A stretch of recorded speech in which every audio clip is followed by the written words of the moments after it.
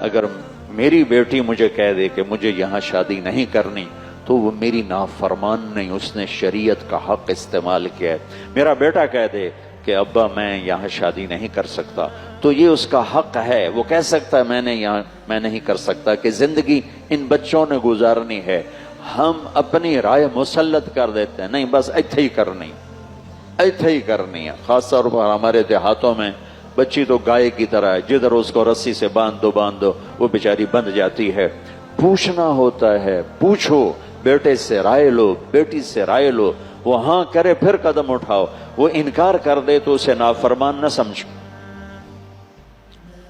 اور قوم نہ دیکھو، جوڑ دیکھو، جوڑ جہاں بنے وہاں شادی کر دو۔ میرے نبی نے اپنی خاندان میں بھی کی، حضرت عائشہ، حضرت ام سلمہ، حضرت ام حبیبہ، حضرت خدیجہ،